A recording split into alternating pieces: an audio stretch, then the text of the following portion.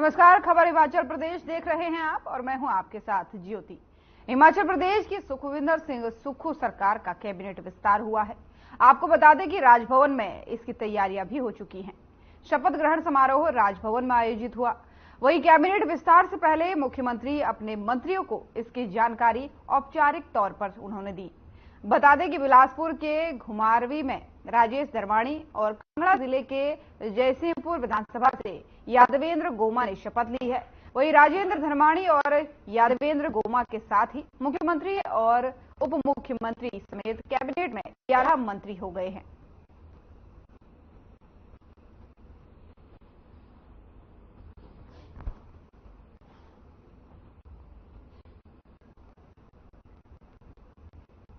और वहीं हिमाचल प्रदेश में सुक्खू सरकार ने 1 साल का कार्यकाल अपना पूरा कर लिया है। इस मौके पर जश्न मनाया गया और इसको लेकर के बीजेपी लगातार सरकार पर हमलावर है। वहीं पूर्व बीजेपी सरकार में मंत्री रहे विक्रम ठाकुर ने एक तरफ तो सुक्खू सरकार को पूरी तरह से सफल बताया है, तो वहीं दूसरी ओर एकता पर सवाल खड़ा कर दिया। उन्होंने कहा कि हिमाचल प्रदेश में कांग्रेस की जल्दी ही जो सरकार है वो बिखरने वाली है। आगे उन्होंने कहा कि प्रियंका गांधी हिमाचल में होने के बावजूद भी प्रदेश सरकार के 1 साल के कार्यक्रम में शामिल नहीं हुई है। केंद्रीय नेताओं का सरकार के 1 साल के कार्यक्रम में शामिल न होना सरकार की विफलता का संकेत है। साथ ही उन्होंने कहा कि कांग्रेस की हालत पतली है और ये जल्द ही टूट सकती है और बिखरने वाली है। साथ ही उन्होंने कहा कि आने वाले लोकसभा चुनाव में प्रधानमंत्री नरेंद्र मोदी की आंधी चलेगी और चारों सीटें हिमाचल में बीजेपी जीत कर आएगी।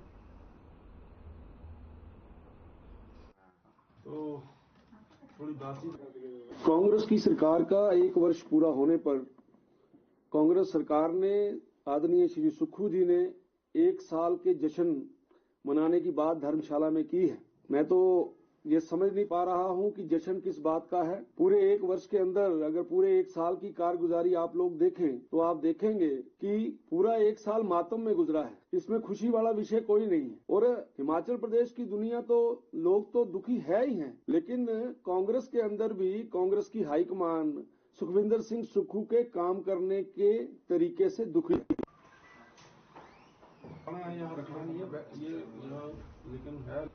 शिमला में सीटू ने सुक्खू सरकार के खिलाफ मोर्चा खोलते हुए सरकार को मजदूर विरोधी करार दिया है।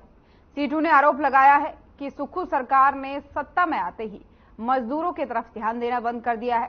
साथ ही मजदूरों के हितों को खत्म करने का सुक्खू सरकार काम कर रही है और श्रमिक कल्याण बोर्ड के तहत मनरेगा मजदूरों को मिलने वाले लाभों को सरकार ने बंद कर दिया है।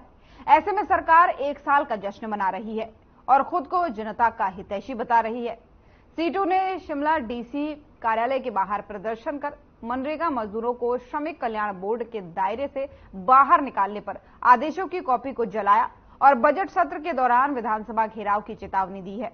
वहीं सीटू के प्रदेश अध्यक्ष विजेंद्र मेहरा ने सरकार पर आरोप लगाया है कि सत्ता में आते ही सुक्खू सरकार ने श्रमिक कल्याण बोर्ड के तहत मनरेगा मजदूरों को मिलने वाली वित्तीय सहायताओं को खत्म कर दिया है।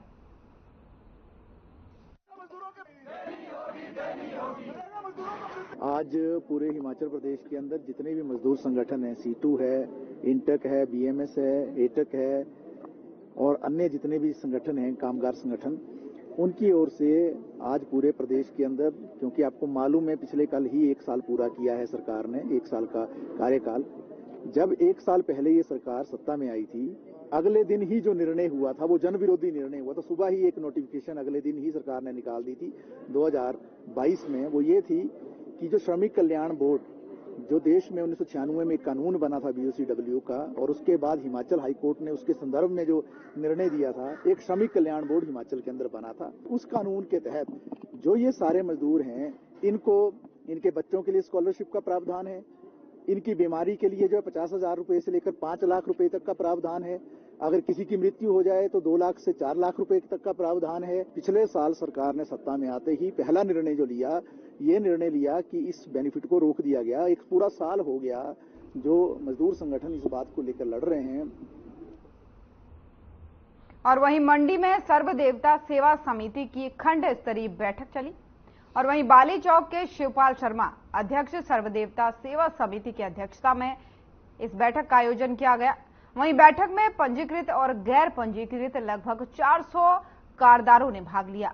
बता दें कि बैठक में समस्त कारदारों ने मुख्यमंत्री और उपायुक्त मंडी का देवताओं को 10 बिस्वा भूमि देने पर आभार प्रकट किया है।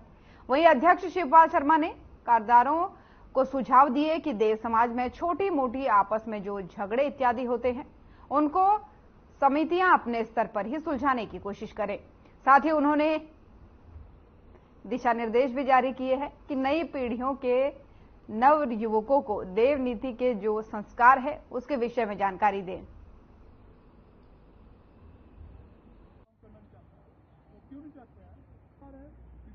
आज हमारी अंतिम बैठक बाली चौकी रेस्ट हाउस में हुई। इससे पहले मैंने हर स्तर पर सारे मीटिंग कर ली, जैसे सदर में, बल्ब में, धर्मथिरे में, अंडो में, लौट में। आज अंतिम मीटिंग थी यहाँ। इसमें जो माननीय मुख्यमंत्री द्वारा घोषणा की आधा बीघा भूमि देने की और माननीय उपायुक्त जिला मंडी ने जो एसओपी जारी किया इसके बारे में मैं इनका धन्यवाद करता हूँ। दूसरी बात, एसओपी के बारे में सभी कारदारों को बता दिया गया है कि कैसे आपने ऐसे इसको कंप्लीट करना है और कैसे इसकी फॉर्मेलिटी पूरी करनी है। बिलासपुर में हिमाचल प्रदेश का पहला राज्य स्तरीय सोशल मीडिया मीट 2023 का आयोजन किया गया। वहीं बता दें कि भाषा और संस्कृति विभाग की तरफ से बनाए गए ऑडिटोरियम हॉल में आयोजित इस सोशल मीडिया मीट में बॉलीवुड फिल्म अभिनेत्री कंगना रनौत बतौर मुख्य अतिथि पहुंची। तो साथ ही आरएसएस के अखिल भारतीय प्रचार प्रमुख सुनील अंबेडकर और प्रांत कार्यवाहक किस्मत कुमार विशेष रूप से उपस्थित रहे। वहीं सोशल मीडिया मीट आयोजन का मुख्य उद्देश्य राष्ट्र हित में सनातन धर्म का प्रचार प्रसार और देश की कई संस्कृतियों को सोशल मीडिया के जरिए देश के कोने कोने तक पहुंचाना था, ताकि सोशल मीडिया में फैल रही नकारात्मक सोचों से परे सकारात्मक सोच को बढ़ावा दिया जा सके। वहीं कंगना रनौत ने कहा कि आरएसएस से जुड़े प्रशिक्षण प्राप्त करने वाले लोग आज देश की सत्ता संभाल रहे हैं। वहीं आरएसएस के अखिल भारतीय प्रचार प्रमुख सुनील अंबेडकर ने कहा कि सोशल मीडिया मीट का प्रमुख उद्देश्य है कि आज की युवा पीढ़ी में सोशल मीडिया का क्रेज ज्यादा देखने को मिल रहा है। ऐसे में राष्ट्र निर्माण और धार्मिक गतिविधियों से लोगों को जोड़कर सकारात्मक विचार के साथ देश को आगे बढ़ाने का काम करना है। ये सबसे ज्यादा आवश्यकता है कि पूरा समाज अपना राष्ट्र, अपने भारत का गौरव, अपने धर्म संस्कृति के बारे में लोगों को जानकारी हो और जिससे अपने राष्ट्र और धर्म के बारे में गौरव बढ़े। ऐसी बात समाज में अब हर प्रकार के लोगों को पहुंचाने का काम करना चाहिए।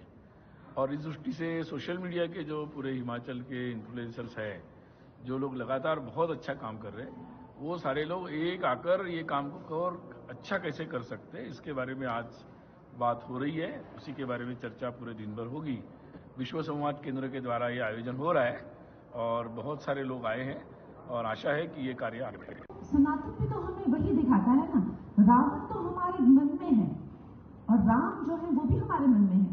तो कहते क्या है कि रावण राम से 10 गुना शक्तिशाली थे, यही कहता है ना, रामायण भी यही कहता है, बहुत शक्तिशाली थे। तो हमारे अंदर का जो रावण है वो बहुत शक्तिशाली है, लेकिन जो राम है, जो उनकी सेना है ना, उसमें एक गिलहरी का भी कितना महत्व है वो देखिए।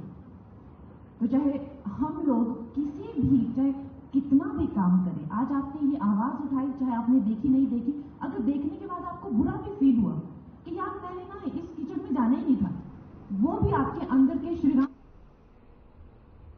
और हिमाचल प्रदेश में फिर से मौसम करवट लेने वाला है।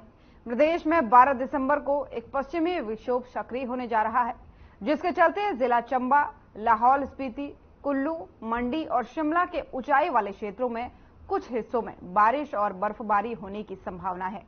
वहीं सोमवार को प्रदेश के अधिकांश क्षेत्रों में धूप खिली हुई है, लेकिन ठंडी हवाओं से मौसम काफी ठंडा हो गया है और तापमान में भी काफी गिरावट आई है। वहीं मौसम विभाग ने ऊंचाई वाले क्षेत्रों में बर्फबारी की आशंका जताई है। और वहीं मौसम वैज्ञानिक संदीप शर्मा ने कहा है कि 12 दिसंबर को पश्चिमी विक्षोभ हिमाचल प्रदेश में सक्रिय होने जा रहा है। आगे उन्होंने कहा कि प्रदेश में अभी न्यूनतम और अधिकतम तापमान सामान्य चले हुए हैं। न्यूनतम तापमान -5.8 डिग्री सेल्सियस दर्ज किया गया है। वहीं मनाली और कल्पा के तापमान भी माइनस में चल रहे हैं। शिमला का न्यूनतम तापमान 5.4 डिग्री सेल्सियस दर्ज किया गया है। पिछले 24 घंटे की बात करें तो प्रदेश में मौसम मुख्यतः साफ रहा है। तापमानों की बात करें तो मैक्सिमम टेम्परेचर और जो मिनिमम टेम्परेचर है पूरे प्रदेश में सामान्य ही चल रहे हैं। जो न्यूनतम तापमान है वो सुमदो में रिकॉर्ड किया गया था -5.1। वहीं अगर मनाली कल्पा यहाँ पर भी जो तापमान है वो 0 से कम रिकॉर्ड किए गए। शिमला की बात करें तो शिमला का न्यूनतम तापमान 5.4 डिग्री सेल्सियस रिकॉर्ड किया गया था। आगामी 5-6 दिनों की बात करें, देखिए आज तो प्रदेश में मुख्यतः मौसम साफ ही रहेगा। फिर कल 12 तारीख को एक फीवर WD प्रदेश को इफेक्ट करेगा और इसके चलते जो केवल डिस्ट्रिक्ट हमारे जैसे चंबा, लाहौल स्पीति, किन्नौर, कांगड़ा है, कुल्लू है, मंडी है और शिमला के जो हाई रीचेज हैं वहाँ पे 1-2 स्थानों में रेनफॉल होने की संभावना है। साथ ही जो हाई रीचेज हैं हमारे डिस्ट्रिक्ट चंबा, लाहौल स्पीति, कुल्लू और शिमला के, यहाँ पे हल्की बर्फबारी होने की संभावना। खबर हिमाचल प्रदेश देख रहे थे आप। हिमाचल की खबरों में फिलहाल इतना ही। नमस्कार।